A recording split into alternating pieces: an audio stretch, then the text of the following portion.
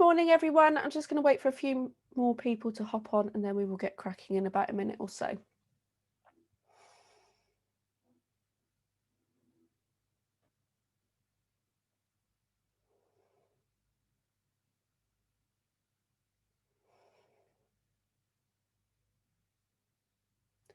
Lovely to see so many of you again this morning.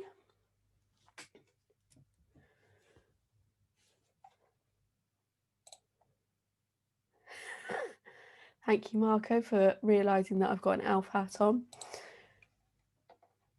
Right, I will get cracking while some other people arrive. So, if you weren't here yesterday, my name's Vicki and I am the English tutor for the online school as it stands at the moment. So today we are looking at GCSE English language, specifically the AQA paper because it's the most common one. And we are going to be doing paper 1, question 5, which is the fiction paper. And we are specifically looking at narrative writing, so story writing. So that's what we're going to be doing today. As I said, my name is Vicki. If you didn't catch yesterday, sort of a little bit about me, my undergraduate degree was English language and linguistics. I trained as an English teacher, graduated about a year and a half ago now, and I've done over 650 lessons, independent lessons with MyTutor, and overall I've done over 750. So I've been a busy bee in the last year and a half. So, bit of housekeeping before we get cracking. So, if you've got any questions, you can pop them in the Q&A or you can pop them in the chats. I really don't mind. I check both of them all the way through.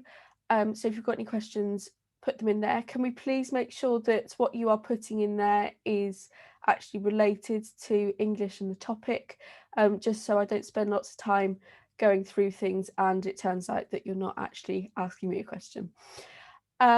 Right, the other thing to say is that Olivia is joining us, so she'll be helping me sort of go through with the questions, that sort of thing, and to keep an eye on the tech and stuff. I forgot to mention her yesterday, so sorry about that, Olivia. Right, so let's get cracking. So before we get going on narrative writing itself, what I would like you to do for me, please, is to... I've forgotten how to do this, you know. Right, here we go. So I'm going to have a go at Slido. So I'm just going to pop what you need in the chat and the Q&A.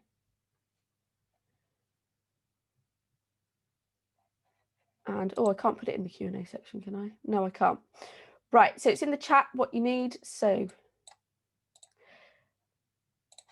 you've got, what do you know about paper 1, question 5? So if you go to slido.com and then the code is 23815.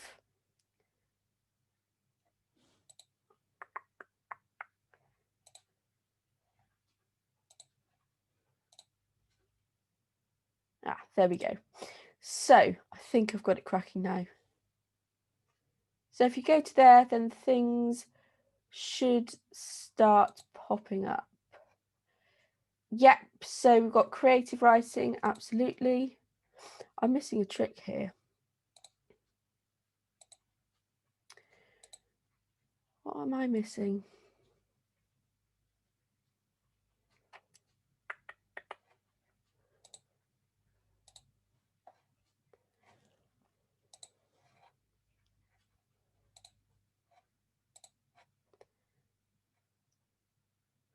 I just deactivated it.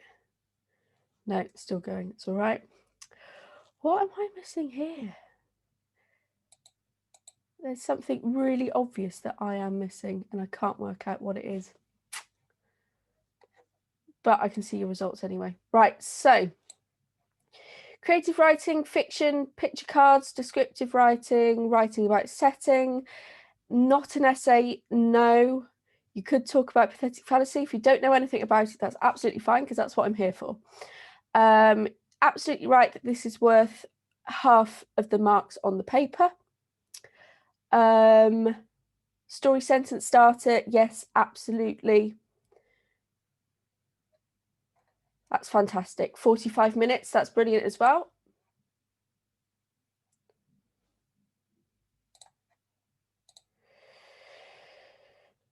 Is English language in the speaking bit, are you allowed to make a PowerPoint presentation? I think you can make a PowerPoint presentation. So what happens with the speaking part, it is in English language, not English literature. It's not marked, so what it is marked, you get either pass, merit or distinction, but the marks don't actually go towards your grade at the end. So it used to be, so essentially what happened when I was at school, I did speaking and listening and it counted towards my grade. I think it was 10%. But what was happening was that the exam boards felt that those students who were really, really struggling, their speaking and listening was bringing their grades up, which is brilliant because speaking and listening is a fantastic skill. However, the problem with it is that it is very difficult for the exam board to assess all of them. So the teachers were assessing and they'd maybe send off 5 recordings for a class, and then that meant that the exam board wasn't marking everything, so it was sort of being all done in good faith. So the exam board decided that you have to do speaking and listening in order to pass your GCSE. However, it doesn't actually count towards your grades, which I think is a shame, but sort of understandable in terms of there's a lot of data to get through. So that's why it's like that. Right, okay. Yep, there are 2 options, 45 minutes, literary techniques, fantastic, 40 marks. Right, we shall leave that there. Right, let me move myself out the way. Okie doke. So we're going to be looking at narrative writing. So you're absolutely right in saying that there's narrative writing. There's also descriptive writing as well, which we will be doing tomorrow morning. So paper 1, question 5, some of you already mentioned what it looks like. So you will be given 2 options. Now, with AQA, which is the most popular exam board and what I'm basing this off for those who missed it right at the start, you get 2 questions. However, usually it's going to be a narrative and a descriptive. However, Ofqual decided that AQA cannot always guarantee there's going to be 1 narrative and 1 descriptive. It could be 2 narratives, 2 descriptives. It hasn't happened yet, but the message from that is you need to be comfortable with both of them. So hence why knowing that little bit, that little tidbit is a good thing to have logged in your mind. Right, so questions can look slightly different. So this is it's gone really fuzzy so you can't read it. So this is a sort of mock-up that I did.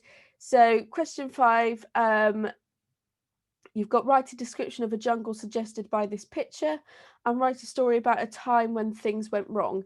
So those are generally the 2 most common ones you will get. So you can be given a title, so which is what I'm doing today. So write a story with the title Disaster. That's what I'm going to be doing today, nice and cheery before Christmas. You can be given a sentence starter. So I've got a few examples in front of me, hence why I'm reading them to you. It was all going well until today. It was time to get up when I heard a sound coming from downstairs, and then you've just got to carry that on. Or you get an instruction, which you've got there, which is write a story about a time when people were shocked, write about a time when things went badly wrong, those sorts of things. And generally the picture is the descriptive writing one, not always. I think November 2018, it was a picture, it looked like Grand Central Station in New York, and it was a black and white photo, and it was write a story about time travel as suggested by this picture. So not always guaranteed to get the picture for the descriptive writing task, so it's always good to sort of be prepped for that eventuality as well.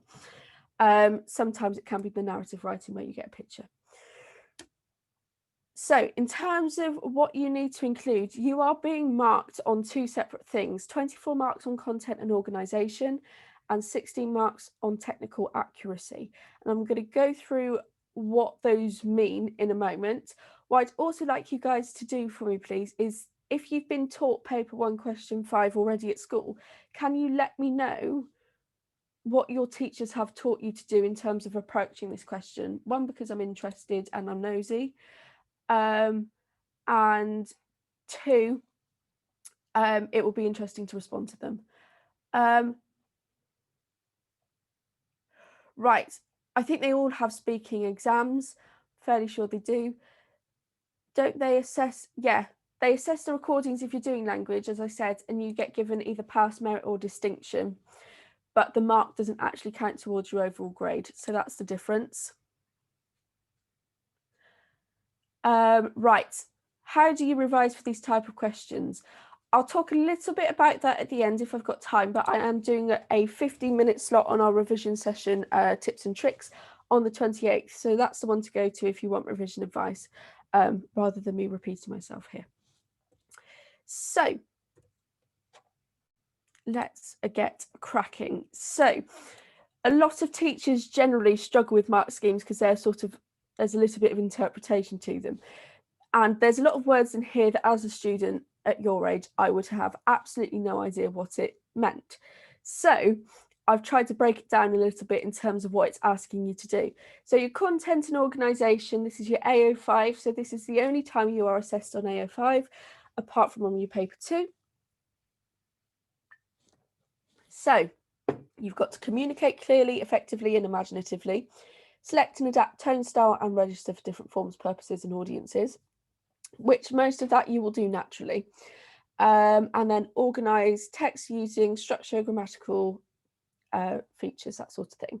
So communication is convincing and compelling. Basically means it's easy to follow and we know what's going on throughout. Tone, style and register. So tone's really difficult to define, sort of like a positive and negative. Essentially, you are writing formally. You're not writing in slang. And that's what I mean by appropriate genre conventions as well. So you are writing things that are appropriate to go in a story. You're not writing something like you would do for paper 2, question 5, whereas I'm here today to discuss my thoughts and feelings on such and such, because that's not what you're being asked to do. Ambitious vocabulary and language and linguistic devices, not too much to add to that. Varied and inventive use of structural features. So I put a couple of examples, so setting, characterization, but I'm going to go through those shortly. Compelling, incorporating a range of convincing and complex ideas. So a variety of language devices, your plot is detailed and it is clear to follow. And using linked paragraphs and integrated discourse markers. So discourse markers is a little bit trickier to define for fiction. Non-fiction, it seems like firstly, despite, although, therefore, I would. With fiction writing, it's slightly more difficult because you don't get as many. So I've put despite this, similarly, although, as some sort of ideas as to what a discourse marker looks like, but I'm going to go through that slightly later on as well. Then you are being marked on your SPAG. So this is the only part of the exam where you are being marked on your SPAG. Questions 1, 2, 3 and 4, you won't lose any marks for spelling something incorrectly. However, that doesn't mean that you shouldn't be trying to do that. But here you've got up to 16 marks to get. So relatively straightforward, this one, I think. So sentence demarcation, which I think is a really horrible word, consistently secure. So essentially you have got a variety of sentences and you are punctuating and using them appropriately. Wide range of punctuation. So I'm going to sort of tell you what would be good to use there. Full range of appropriate sentence forms. So minor, simple, compound and complex. Again, go through that in a minute. Use standard English. So standard English means you are not speaking in slang. It is how you would expect in a proper formal piece of writing. Everything is beautifully written and you haven't got anything that's not what you would find in the dictionary. So instead of saying going to, gonna, that sort of thing, making sure you have none of that. Right. And then we've got high accuracy of spelling, ambitious vocab, which are pretty straightforward. So let me just quickly grab Q&As and questions. Right. Plan 7 paragraphs, that's interesting. Aim to 5 paragraphs and do not use simple words. Also choose narrative if it's available.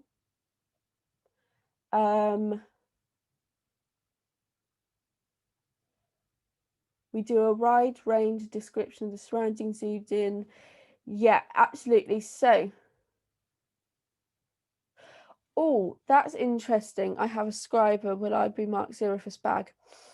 I'll be honest with you, I don't know. However, I imagine what they will do for that, if you've got a scriber, you'll still be giving them punctuation as to where you want them. When it comes to spelling, I imagine what they'll do is they'll work out an average from what you've got from the rest of that, I would imagine.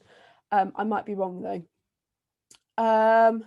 Yes, if there's speech, you can use slang in your story, but make sure you are making it clear that it is dialogue. You don't get any marks for planning, but it's definitely, please do it. Is it true that if you do a plan before writing your piece, you could get marks for it and didn't write something down, but it was in the plan?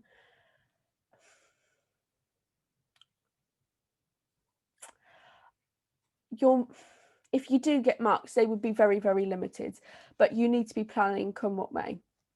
Is the English language speaking also useful for UCAS points? No, it doesn't count for UCAS points.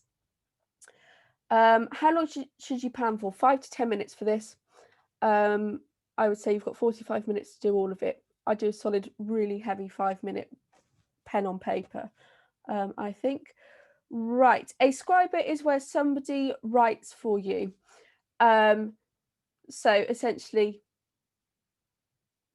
you have your own person, almost like a TA, and they write for you instead of you writing for them. There's a variety of reasons why you might need it. You will lose marks if your grammar isn't correct, because this is spelling, punctuation, and grammar. I'll go over discourse markers in a little bit. Right, okay. A few of you have asked me to zoom in on the mark scheme. I'm not going to, just because of time, but I'll show you where you can go to get them.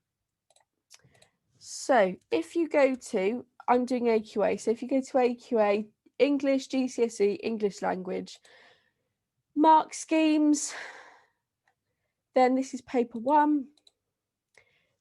For this, all of the paper 1s are the same for the mark scheme for the last question. Well, the mark schemes are all the same throughout, but you can see here they give little model answers for questions 1 to 4. They don't for this one. Here we go. Write a story about time travel, as suggested by that picture. That's what I was talking about. So it is here. So right at the end. So A05 there, and then you've got all the levels of marks you could potentially get, and your A06, which is your technical accuracy. So that's all there for you to get at, and it's really easy to get at. Right, so let me check the chat. Not started English language yet, but I've done, yeah, don't worry about not starting English language yet. It doesn't really matter what order you do it in. Can you ever lose marks for bad handwriting? Only if you can't read what you are saying, essentially. That's the only time, and hence why some people have scribers. Not all of them though, for that reason. Right, okay, so this is your toolbox. I've managed to choose a really itchy hat today. So this is essentially all the different tools you need to get top marks, which I've essentially taken out of that mark scheme, and I'm going to break them down for you one by one. So we've got a range of punctuation. So most of these, I imagine you guys will be pretty comfortable with using. So I imagine full stops, ellipsis, commas, question marks, exclamation marks, you should all relatively be comfortable with when it gets to year 10. Or at least that's been my experience. It's usually colons, semicolons, brackets, dialogue and speech, and dashes and hyphens, which are the trickier ones. And definitely when I was at school, I wasn't taught how to use them. I've got a book downstairs which is really good, but I didn't think to bring it up. I will bring that tomorrow to show you in terms of where to go if you want to learn a little bit more about that and how grammar works. Appropriate genre conventions, range of sentence lengths, clear plot, direction and planning, structural features, variety of discourse markers, language devices, and advanced vocabulary. So those are essentially all you need to be able to access those top marks. Now for structural features, I've put in brackets, so you will use some structural features, but to get the top marks for structural features, it's quite difficult. But a nice couple of ways to do it is potentially have a short paragraph for effect, or a flashback or a flash forwards as a paragraph, or the way that you document time moving and you move across a few weeks essentially, which is what I'm going to be doing today, which I think is probably the most difficult way to do it. So I think the easiest way to go for flashback for that. Right, okie doke. So in terms of planning, I would say as a bare minimum, plan 5 paragraphs, plan 5 stages to your answer. So some of you might have just been taught beginning, middle and end. That is fine. There's acts 1, 2 and 3 at the bottom, which you would get for plays. So Macbeth, Romeo and Juliet and Inspector Calls, Blood Brothers, they are all in acts. And the one that I've circled there is the one that I would prefer you guys to use. And I know, rather than I think, a lot of schools plump for this one out of all sort of the frameworks. So you've got your exposition, which essentially means your introduction. It's a posh word for introduction. Your rising action, climax, so getting from your introduction to your problem, what's going to go in between. And then you've got your problem, your falling action and your ending. So essentially linking your problem and your ending and having something in between the two of those. So that's how that works. I'm going to show you what I've done later on, I think. I won't show it now. Right, so in terms of stories following these structures, you will find a lot of stories do that. However, for books, because books are so much longer, you don't have this clear pyramid going on. It's a lot more bumpy because you've got to sustain interest for a long period of time. So this is a really, really gorgeous graph that I found when I was doing the summer programme, just to sort of show you that essentially it isn't all like that. So there's different peaks going on. And again, to access those top marks, adding in an additional peak would be brilliant. So something like a flashback or an additional problem or a complication, something like that, that's really showing off. But essentially, I'm trying to show you how much you should sort of be allowing to each of those parts and sort of what sort of, if you're looking at a book, what that would look like, what portion of the book that would be. So your ending is the shortest bit, then followed by your resolution, then beginning, climax, rising action. The majority is rising action. So when I show you my model and when I do a little bit of live modeling later on, hopefully if we've got time, you will notice that I've spent the majority of my time writing on beginning and rising action, because I'm laying those foundations for the climax to be more interesting, essentially.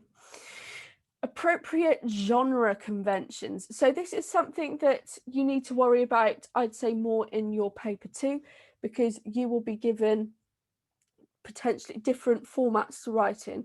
So for example, letters, speech, newspaper article, potentially an essay. So those are a little bit more interesting, and the genre conventions are a bit sort of more straightforward with that. When it comes to narrative writing, these are the things that you essentially need to be sort of including, I would say. Not all of them, particularly sort of props and significant objects, but I think all the other ones definitely. So I've given you an example there. So I've just chosen a genre. So adventure. Setting, city in ruins. Characters, male lead who's in charge of army operations. Plot lines, end of the world. Romance between male and female lead. Props, machinery, weapons. Themes, destruction, romance. Just to give you sort of an idea as to what those sorts of things might be and how you could link them into your narrative. But you'll probably find that a lot of this comes quite easy to you because you've read so much, you've watched so much that you will automatically do it. Right, let me catch up with Q&As. So, how much do you have to write? Right, okay. This is sort of, teachers hate people asking this because it's how long is a piece of string. So I'll show you how much I've written, and didn't quite do it in time conditions. I did it in a little less, and I did it in 2 bites because I was working in between times. So that's my plan, and then I start my writing there, and then that's the rest of it. Now, my handwriting is, I would say, is relatively average. I'd say potentially write more than that, at least as a bare minimum 2 sides. However, make sure that you are doing quality rather than quantity. Don't keep writing for the sake of it, because it won't do your grades any good. Make sure what you're writing is good. Are you assessed on vocabulary? Yes, you are. That's one of the descriptors. So in terms of how long do we have to plan, I'd say 5 minutes and writing 40. You've got 45 minutes for this section overall. This is paper 1, question 5. How can you get better at writing narrative? I will come back to that towards the end, I think. You've got an hour and 45 minutes in the exam, 45 minutes for the writing. Right.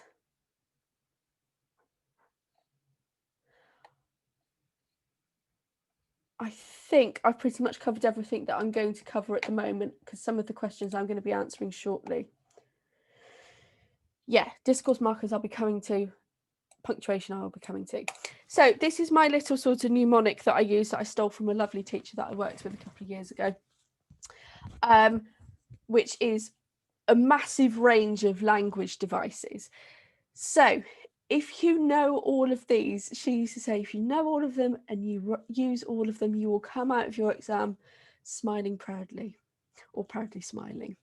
So getting all of these down and knowing what they are is fantastic. I put hyperbole, juxtaposition, and anthropomorphism in the bubble, because those are really good ones to use as well.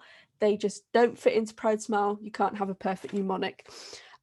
So what I do when I do models for you guys is I write all of the proud smile features down, and then as I go you can see I've ticked them off. So once I've done one, I'm going, right, I've done that. I can use it again later on if I want to, but essentially I'm making sure that I've used the vast majority of them. In this one, the only thing I haven't used is an onomatopoeia, because I felt it would alter the sophistication of my writing, but I've used everything else.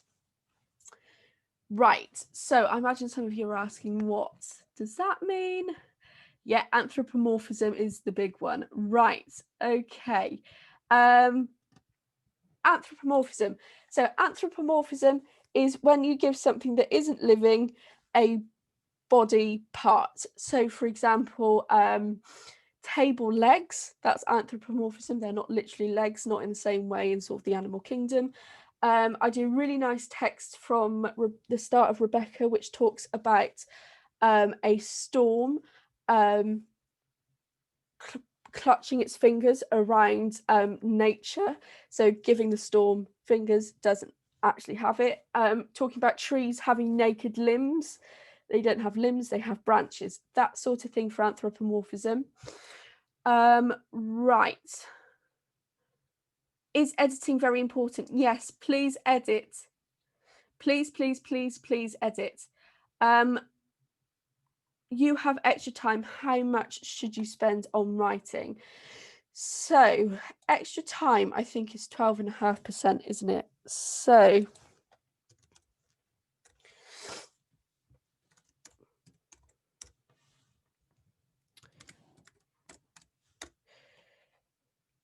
you should be spending 51 minutes on this instead, if you've got extra time. Right. Okie doke. I think I've covered. You don't have to follow this plan. There are other ways to do it, and you might have been taught differently, and that is absolutely fine. It's not, it's English. There's other ways to do things. Oh, it's 25%. Right, 55 minutes then. 55 minutes. Right, okay. I'll go through some of these at the end if you're not sure what they are for the time being. Structural features. So some of these you will do again naturally and you haven't realised that you've done them. So this is my really rubbish mnemonic. I'm sorry I haven't got anything better. There's a lot of letters in this that just don't want to work together because particularly said it's difficult to get in. So start, setting, transition, so moving from one paragraph to another smoothly, or perhaps not for effect. Omniscient narrator, so that means a narrator who is all-knowing. Perspective, that could be first, second, third person, probably not second because that's really difficult to do. Flashback, flash forwards, as I mentioned, different focuses in different paragraphs. Ending, zooming in and zooming out, so perhaps looking at something in small detail, then in sort of the big picture. Repetition, characterization, so that's essentially just sort of explaining the character of somebody. Cyclical, so that's, I'd be impressed if you did this in the exam and you'd be very brave to do it because I definitely wouldn't do it. So cyclical is where you start right at the, so you start, so for example, if you guys have done Blood Brothers, you'll know what cyclical is. So Blood Brothers starts right at the end essentially. So it starts with the two brothers dead on the stage, spoiler alert, sorry if I've ruined that for everybody. Then it whizzes all the way back to the beginning when their mother realizes she's pregnant with them. Then it goes all the way through their childhood, through their adolescent years, and to them becoming adults. And then one shoots the other, then shoots his head himself, and they're both dead on the stage. So it starts and ends in exactly the same place. Pace is just how quickly something is happening. Tension and tone and mood, I think we're probably all okay with. Right, in terms of punctuation, I thought I might get asked, how do I do this? I don't really know what I'm doing, and I don't really have time to do it. So this is what I suggest. So BBC Bite Size have a load of really helpful articles on how to use various punctuations. So go there first of all. If you can't quite find what you are looking for, have a little bit of a browse on the internet. Go on to TES, so TES.com. Teachers put resources on there. Some are free, some aren't. I always click when I'm searching lowest price, so I just look at the free ones. So you could potentially do that as well. Twinkle is a paid for service, but they do have a few freebies as well, so you might be able to look there as well. But there's loads of resources for this on the internet, so that's where to go for that. Advanced vocab. So I'd say one of the really nice things to do in your revision in English is spending some time going through thesauruses and sort of making up some mini word banks for yourself. If you don't want to do that, then you can go to Wattpad, and it has loads of vocabulary banks for you, and you could potentially learn 10, 15 words and get a few of them into your exam, and that's quite a nice way to do something as well, I think. Discourse markers. So a variety of discourse markers. Discourse markers are really straightforward and you're probably doing them already, you just don't realize they're called discourse markers. So things like because, but, and, although, again, on the other hand, therefore, despite this, similarly, so, furthermore, moreover, firstly. What else have we got on there? Essentially, a discourse marker means you are moving the text on. So let me see if I've got a nice one in here that's easy to pick out, and I don't think I have. No, I haven't. I've got some really nice fronted adverbials, but I haven't got a very clear discourse marker. So ending a paragraph and then sort of starting off with, in spite of the rain outside, Vicky's decided she would still go and do her Christmas shopping. Something like that. So sort of moving it on. In spite of this, you're indicating to the reader, hello, we're moving on here, essentially. That's what a discourse marker is. Right, sentence types.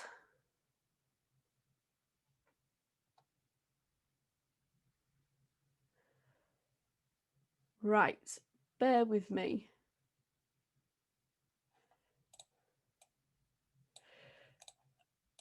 So you could lose marks for grammar. You won't lose all of the marks if your grammar is a little poor. So don't worry about that. Move the slide up a bit. What if you use loads of fantastic vocab in context that is random?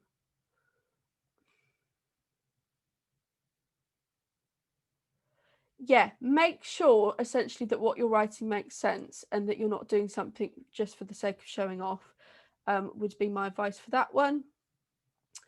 Right, I will come back to the questions that are about language devices later on. Right, okay, so 4 different types of sentences you could potentially use. Simple sentences. So this is a sentence that has one verb. So I've underlined them. I walked home, I walked towards the house. What happened the other day? They all have one verb. They're relative, they're simple, they're short. And the nice way to check if something is a verb is if you can add on tense. So walked, walking. If you're doing something like swim, you'll end up with swam instead of swimmed. So you've got to be careful of that. So it's not foolproof, but hopefully sort of your intuition will kick in with that. I gave the example of wicked. So wicked is an adjective, but it ends in ed. Apparently wicking is actually a word, but it's something completely different to wicked. So again, intuition with that one. Compound sentences. So this is where you have 2 main clauses. So that you add together with a conjunction. So a main clause can stand by itself, it makes sense. So for example, Sally ate all the cake. That could just be a simple sentence that would work. And then Hattie drank all the lemonade. Again, the same. If you use a conjunction, so words such as and or but, then it becomes a compound sentence if you're adding the 2 main clauses together. But just because there is a conjunction, it doesn't always mean that it is a compound sentence. So for example, I bought fish and chips. Chips can't just stand by itself. Yeah, grammatically, it can't. So be wary of that one. Complex sentences. So independent clause is the same as main clause. So I was just telling Olivia actually about using this hat as main clause and subordinate clause. So a Christmas way to remember this is that a main clause can stand by itself. Santa can stand by himself. Santa's awesome. So Harry got full marks on his text. That works. Sorted. You don't need anything else. And then your dependent clause, your subordinate clause, e.g. an elf, has to have Santa in order to have purpose. So which he was very happy about. Which he is very happy about cannot stand by itself. It doesn't make sense because the which indicates to us that it needs to attach to something else. So essentially, the elf needs to attach to Santa to have purpose in life. That's the way I remember it because I'm mad. And then minor sentences. So this is where grammatically it is incomplete. Something is missing. So a bare minimum, it depends on the verb that you're using. The bare minimum in English is you need a subject and a verb. So for example, I ran. Sometimes you need an object. So with read, I subject, read, verb, my book, object. And then sometimes you need a direct object, so which stays as the book, and the indirect object is to Mary. Don't worry about this too much. Essentially, if you write a one-word sentence, it's a minor sentence and you're using variety, and that is fine. So that's all I take away from that. Don't worry about knowing that too much. Right, okay. So we are going to be having a go at writing a story with the title Disaster. So I've talked about setting and why it's important a little bit already, but essentially it gives us an insight into the story. So I have this example here. I'm just going to check my Q&As in case there's anything that I've missed. It is 16 marks for grammar and 24 for content. Thank you very much to Martin who's let us know that. Yeah, use the same colour when editing. I have it on mine just to show you where I've been editing. What tense would you write your story in? Either past or present, doesn't matter. And I'll go back to slides and other bits and pieces later on. And what have we got in the chat? Anthropomorphism, answer that one. Right, so this is taken from Shadow of the Wind. So whilst I'm reading, think of what is good about this example in terms of setting. That Sunday, clouds spilled down from the sky and swamped the streets with a hot mist that made the thermometers on the walls perspire. Half through the afternoon, the temperature was already grazing the 90s as I set off towards Cali Canuda for my appointment with Barcello, carrying the book under my arm and with beads of sweat on my forehead. A grand stone staircase led up from the palatial courtyard to a ghostly network of passageways and reading rooms. I glided up to the first floor, blessing the blades of a fan that swirled across the sleepy readers, melting like ice cubes over their books. So, what is good? What is successful about that as a piece of setting writing? I'll go over omniscient narrator towards the end. So, for me, I think this is very good in describing the weather and how uncomfortable you are feeling thinking. And it's also telling you, it's giving you clues as to where they potentially might be. The idea of it being in a courtyard and it being really hot suggests certain countries over others, potentially.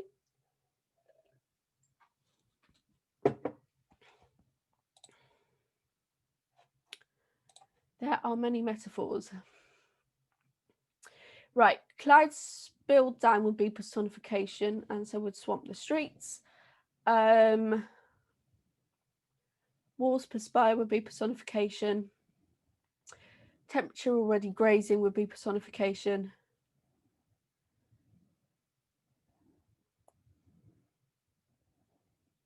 Ghostly network of passages and reading rooms, that would be a metaphor.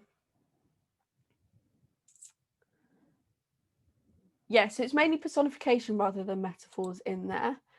Yeah, beads of sweat, the imagery of that is really quite gross, isn't it? Vivid imagery, absolutely. Advanced vocabulary, absolutely. Pathetic fallacy, brilliant, fantastic. Use simile at the end of the extract. Yep, absolutely, fantastic. Brilliant. Right, okay, so personification in there as well. Brilliant. Right, so in terms of our planning then, how are we doing for time?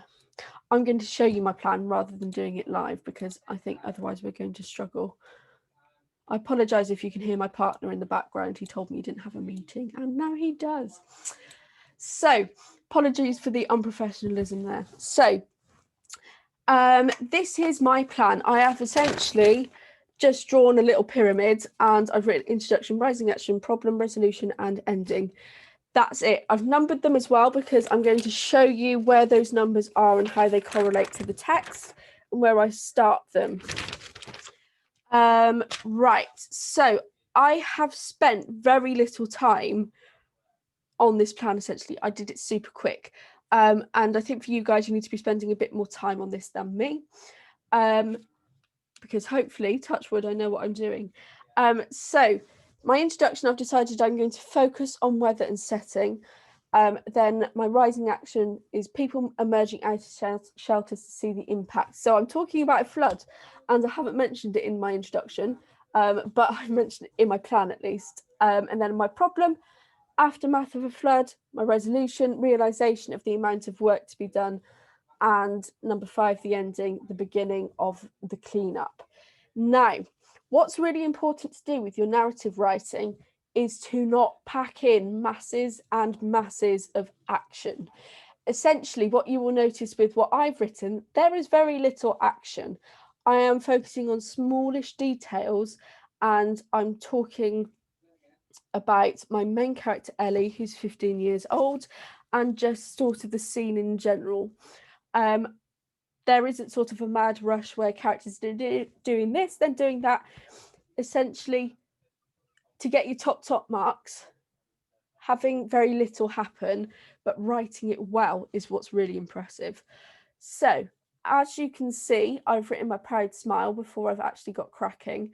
I haven't ticked lengths of sentences in edit, but I have done them.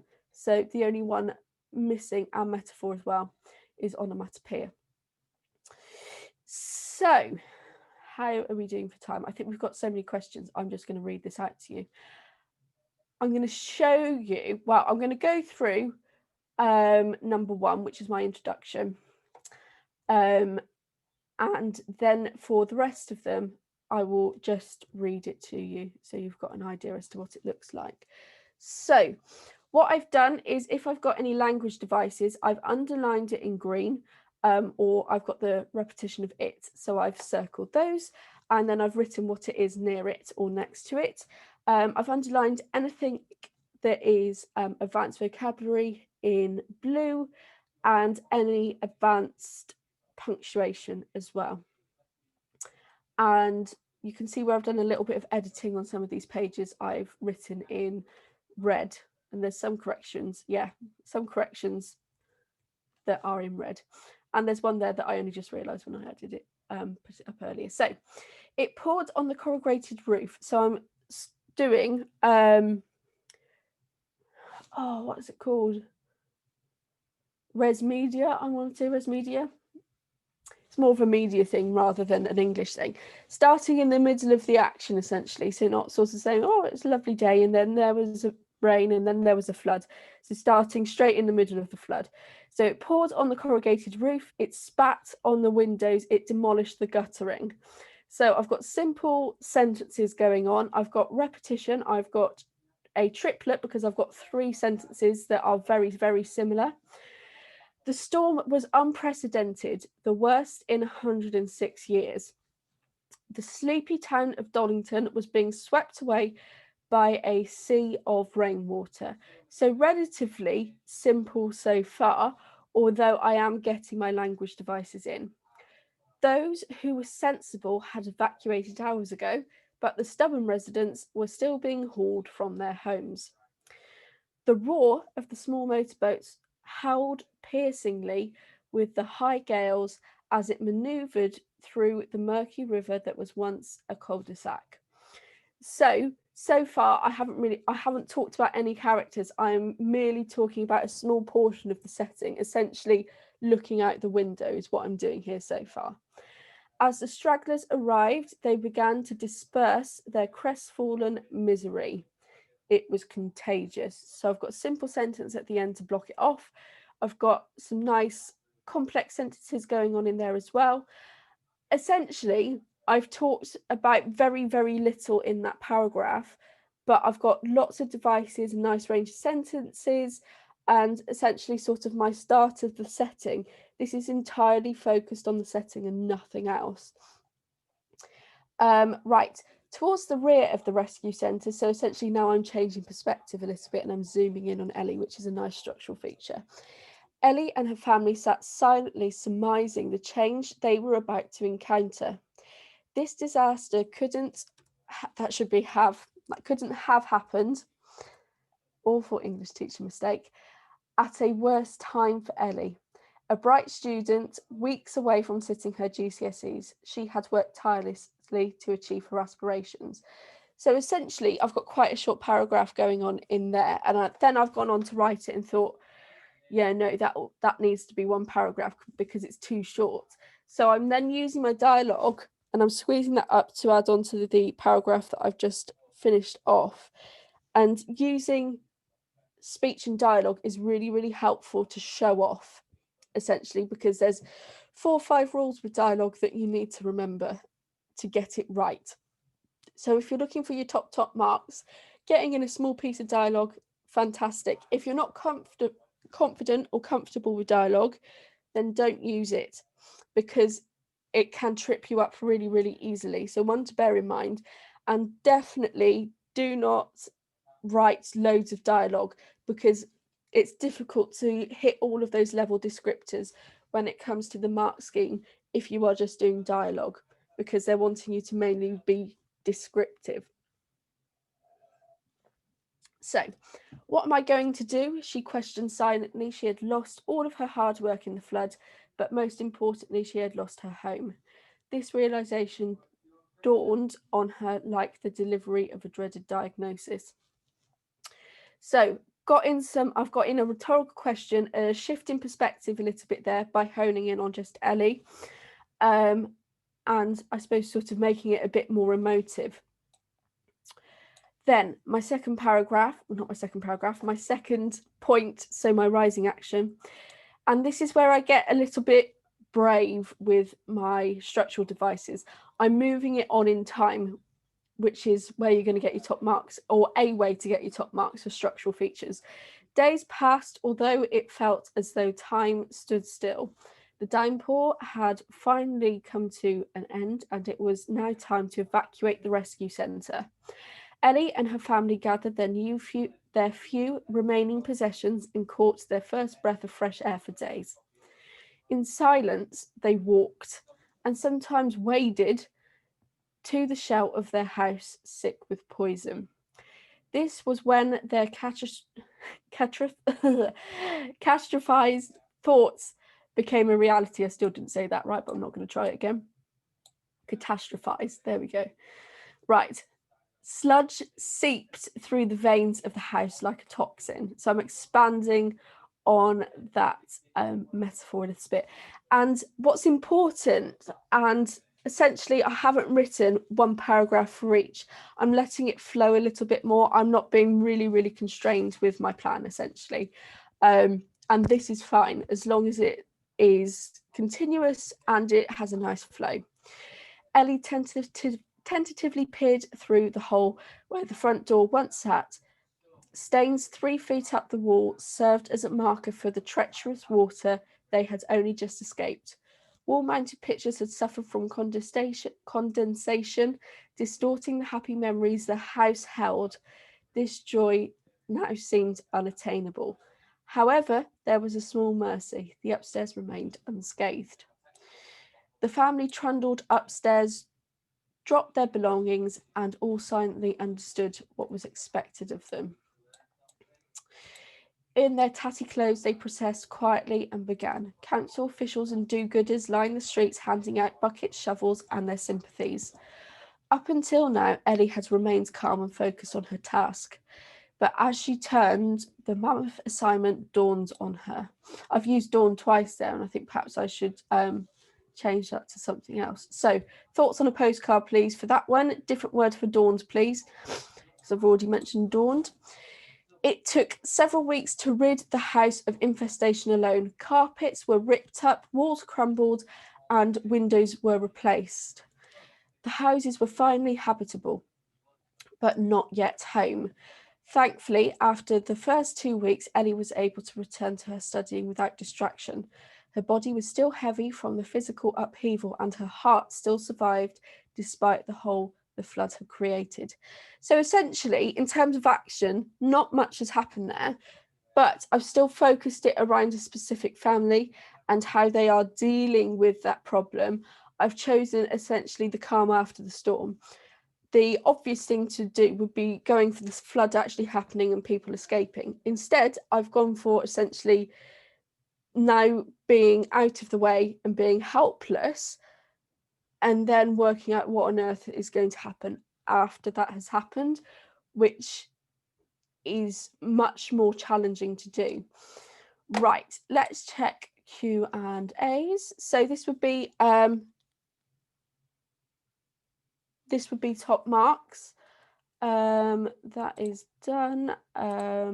Right. Should you use the same words a lot of times, or should you try to use different words? Try to have as much as you possibly can in terms of variety. Obviously, repetition in there as well. You can do that, but be careful you're not doing too much of it. In media res, thank you very much. So starting in the middle of the action, thank you. How long must your plan be? That's again sort of how long is a piece of string? I mean, you've seen what I've done. It's not very detailed at all. It's just a few ideas. I think the only other thing I might suggest to you guys is if you think of something in terms of a language device and you think, oh, that's a really good one, I'll use that, and then make a note of it so you don't forget it, because my memory's awful and it's easy to do, particularly when you're stressed in an exam. Spend at least 5 minutes planning, maybe a little bit more. I will go over the structure again. Right, so omniscient narrator. So I'm just going to tick that one off and I'll do that. Second and third person, I would also go over that. Right, okay, let's go back to structure then. So structure, omniscient narrator. Omniscient comes from Latin, so omni means all, and scio means to know. So omniscient literally means all-knowing.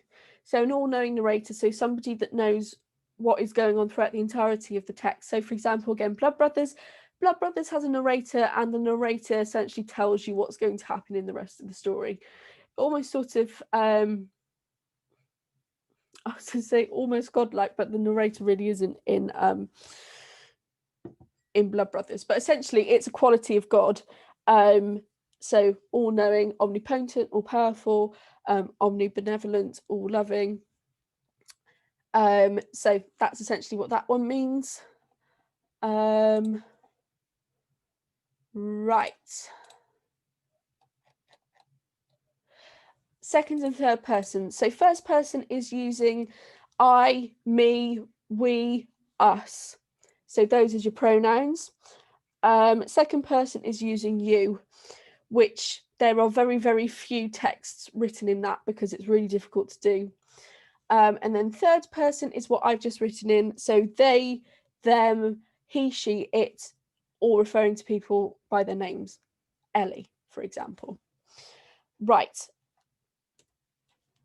Now, there was a few to go over. I've answered that one. There was a few to go over on Proud Smile. So let's whiz to the top. Answered that one. I didn't say what ellipsis was. So ellipsis is where you have 3 dots. So suddenly she went over the cliff face. ... Cliffhanger. Right. Difference between personification and pathetic fallacy. So personification is where you give something which is not alive, so inanimate, a quality that a human or another living thing can do. The way I remember it is a person can do it, hence it's called personification. So for example, the sea howled during the storm. Sea can't actually howl. We potentially could, mainly wolves would do that. Pathetic fallacy is when the weather reflects a mood. So for example, if you've got something really miserable happening in your text, it might be raining outside. Don't edit in a different colour. Anthropomorphism. Yeah, anthropomorphism is very, very similar to personification. So anthropomorphism, you are looking for body parts. So you're looking for nouns. So hence, for example, legs, neck, lips, you are looking for nouns. Personification, you're looking for verbs. So howled, puffed, flew, grazed. So that's the difference between the two. They are really tricky to separate. Done, stop, fares, juxtaposition. Right, okay. So juxtaposition is where we have 2 conflicting ideas that contrast each other. So potentially in a text saying that it was absolutely beautiful outside, and then later on saying it was really dingy. That would be a juxtaposition. Juxtapositions are similar to oxymorons. Oxymorons are where you have 2 words with similar meanings that are either next to or close to each other on word level. So for example, warm ice, alone together. With juxtaposition, you are looking at sentence and text level, so it might be sort of quite gappy, essentially, ideas rather than words. Yeah, there's a pattern that the prompts follow in question 5. So you will either be given a picture prompt, a write using the title, a sentence starter, or an instruction. Those are the 4 they can give you. Zooming in and zooming out. So that is where you focus on a specific thing. So tomorrow I'm going to be zooming in and zooming out. I'm doing descriptive writing tomorrow, so that will become clearer tomorrow. So zooming in, looking at something very specific in a picture, then zooming out, looking at the whole thing. Right. You don't have to use all the language devices in Proud Smile, but it's good to sort of get all of it, as many in as you can. Right. Semantic fields is a group of words that are sort of within the same category. So for example, if I was going to say medicine as a semantic field, we might have stethoscope, MRI, X-ray, FEMA, injections, anything to do with that, that would be a semantic field. Sibilance is a specific type of alliteration. So it's the s or the sh sound being repeated. So the seagull squawked. She sells seashells on the seashore. That I can't do it. I've embarrassed myself. Right, I think that's pretty much everything I'm going to have time to answer, guys. I'm so sorry. I've tried to get through as much as I possibly can. So tomorrow we are doing descriptive writing. I'm basing it on the June 2018 paper when we had the picture of the old man, but I'm doing an older woman. And a beautiful portrait done of this older lady, which is absolutely fantastic. So I will see you guys all tomorrow, same time, same place. Olivia, was there anything you wanted to ask or mention that I've missed? Vicki, thanks so much. Brilliant. Right. Have a lovely day, guys. I'll see you tomorrow morning. Bye.